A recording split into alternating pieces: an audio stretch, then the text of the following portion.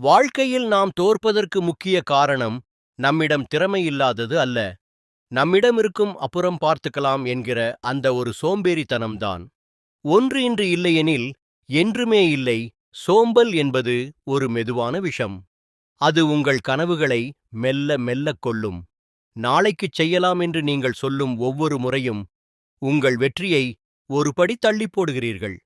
வெற்றியாளர்களுக்கும் தோல்வியாளர்களுக்கும் உள்ள ஒரே வித்தியாசம், வெற்றியாளர்கள் இப்போதே தொடங்குகிறார்கள். 2 சிறு சிறு படிகள் மலையை ஒரே நாளில் நகர்த்த முடியாது.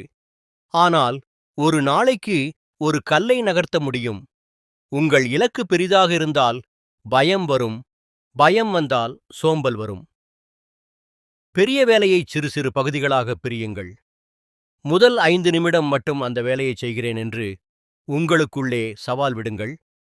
அந்த ஆரம்பம்தான் மிக முக்கியம். 3. உங்கள் ஏன்.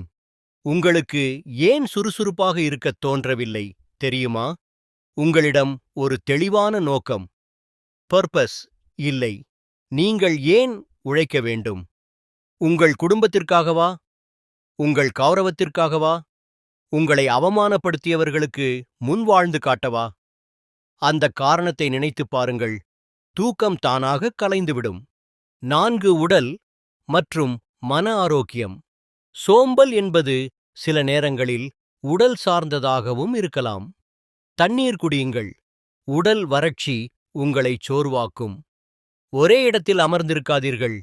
5 நிமிடம் நடைபயிற்சி செய்யுங்கள். இரத்த ஓட்டம் சீரானால் மூளை சுறுசுறுப்பாகும். 5 நேரத்தின் மதிப்பு. காலம் யாருக்காகவும் காத்திருப்பதில்லை. நீங்கள் தூங்கிக் கொண்டிருக்கும்போது உங்கள் வயதே உடைய மற்றொருவன் ஓடிக்கொண்டிருக்கிறான். அவன் உங்களை முந்திக் கொண்டிருக்கிறான்.